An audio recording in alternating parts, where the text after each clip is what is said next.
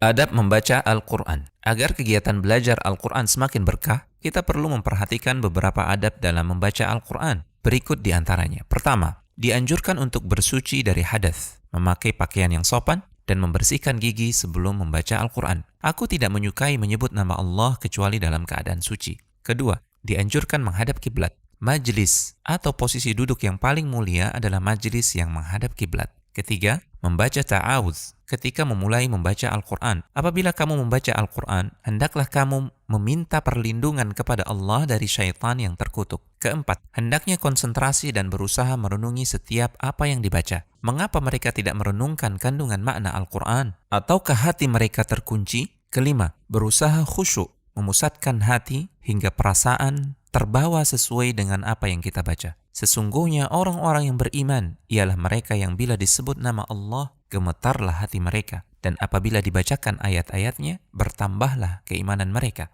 Keenam, boleh membaca Al-Quran sambil berdiri di atas kendaraan atau berbaring, yaitu mereka yang selalu mengingat Allah ketika berdiri, duduk, dan ketika berbaring. Mereka merenungkan penciptaan langit dan bumi. Ketujuh, berusaha membaca dengan benar, jelas, dan dengan suara yang bagus. Bacalah Al-Quran dengan tartil. Yang dimaksud membaca dengan tartil adalah membacanya dengan pelan, jelas setiap hurufnya. Kedelapan, tidak membaca terlalu keras sehingga mengganggu orang lain yang sedang salat atau yang sedang tidur. Orang yang salat tengah bermunajat dengan Tuhannya, maka perhatikanlah bacaan yang dia gunakan untuk bermunajat dan jangan saling berlomba mengeraskan bacaan. Kesembilan, Rasulullah SAW telah melarang mengkhatamkan Al-Quran kurang dari 3 hari. Orang yang membaca Al-Quran kurang dari 3 hari, maka tidak akan dapat memahaminya. Kesepuluh, melakukan sujud tilawah ketika melewati ayat sajdah. Wajahku bersujud kepada Tuhan yang telah menciptakanku, yang memberi pendengaran dan penglihatanku dengan daya dan upayanya.